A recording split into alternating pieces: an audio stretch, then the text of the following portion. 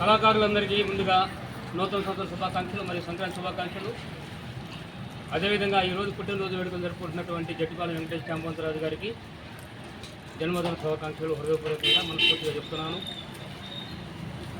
పల్నాడు ప్రాంతంలోని కళాకారులందరికీ ఒక విప్లవాత్మకమైన విధానాలతో ఏ దిక్కు దశ లేనటువంటి సమయంలో నేనున్నానంటూ కళాకారులు మొత్తం ఏకం చేసి వాళ్ళకి కావలసిన సౌకర్యాలు సాంస్కృతిక శాఖ నుండి వాళ్ళకి రావాల్సిన సౌకర్యాలు ప్రభుత్వం ఏర్పాటు చేసినటువంటి సౌకర్యాలను వెంకటేష్ గారు తెప్పించడం ఇవన్నీ జరుగుతూ ఉన్నాయి. అవి మేము చూస్తూ ఉన్నాం. అది పేపర్లు కూడా మేము కవర్ చేయడం జరిగింది. ఒక విధంగా చెప్పాలి అంటే కళాకారులందరికీ ఎవరెవరు ఏ విధమైన కళారంగంలో ఉన్నప్పటికీ కూడా సుమారుగా వేల సంఖ్యలో కళాకారులు ఏకం చేసి వారికి రావాల్సిన ప్రభుత్వం నుండి వాళ్ళకి రావాల్సిన సౌకర్యాలు రాయితీల గురించి ప్రత్యేకమైన జీవో తెప్పించడం కానీ, డప్పు కళాకారులకు, జానపద కళాకారులకు ప్రభుత్వంతో పోరాడి వారికి గుర్తింపు కార్డులు తెప్పించడం, వారికి ఒక ప్రత్యేకమైన గుర్తింపునివ్వడం అనేది ఘనత వెంకటేష్ గారికి చెందుతుంది. కళారంగంలో ఆయనకు ఒక ప్రత్యేకమైన గుర్తింపు తెచ్చుకున్నాడు.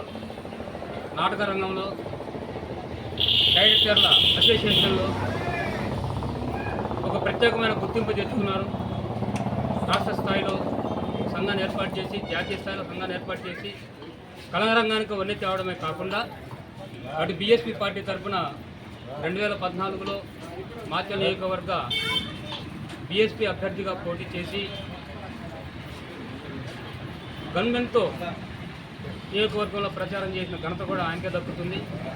ఒక దళిత జాతికి చెందిన ఒక దళిత జాతి ముద్దుబిడ్డ, ఒక జాతీయ పార్టీ కంటెస్టెడ్ అభ్యర్థిగా, ఎమ్మెల్యే అభ్యర్థిగా పోటీ చేసిన ఘనత కూడా వెంకటేష్ గారికి దక్కుతుంది. ఇలా ఆయన విధి విధానాలు, ఆయన చేస్తున్నటువంటి కళాకారులకు చేస్తున్నటువంటి సపోర్టు అభినందనీయం. రాజకీయాలలో కానివ్వండి, కళారంగంలో కానీ ఇంకా మరింత స్థాయికి ఎదగాలని కోరుకుంటూ ఉన్నాను. నేను కూడా ఒక కళాకారునే, కాకపోతే ఎవరికి తెలియదు. 2005లో అప్పుడు కాంగ్రెస్ ప్రభుత్వ కార్యక్రమాలని ఆట పాట మాట అనే విధానంతో ప్రజల్లోకి తీసుకెళ్లాలనే ఉద్దేశంతో అప్పుడు ఒక పోటీతత్వం కొన్ని టీంలు తీసుకొని ఆ టీంలలో నుండి కళాకారుని సెలెక్ట్ చేసి మమ్మల్ని ట్రైనింగ్ పంపించడం జరిగింది. అప్పటి నుండి ఇప్పటి వరకు నిర్విరామంగా నేను ఆ నైపుణ్యంలో కొనసాగుతూనే ఉన్నాను. ప్రస్తుతానికి రిజర్వ్ బ్యాంక్ ఆఫ్ ఇండియా కార్యక్రమాలు ప్రస్తుతానికి నేను చేస్తున్నాను. అనేక రకాల ప్రభుత్వ కార్యక్రమాలు, నాకు ఒక టీం ఉంది, కళాకారులు ఉన్నారు. నేను పాటలు రాస్తాను, పాటలు పాడుతాను, స్క్రిప్ట్లు రాస్తాను, స్టోరీలు రాస్తాను. అవన్నీ నేను ప్రభుత్వ కార్యక్రమానికి ఉపయోగిస్తుంటాను. ఆ విధంగా అన్న నాకు సపోర్ట్ చేస్తూ ఉంటారు. మేము షేర్ చేసుకుంటూ ఉంటాం.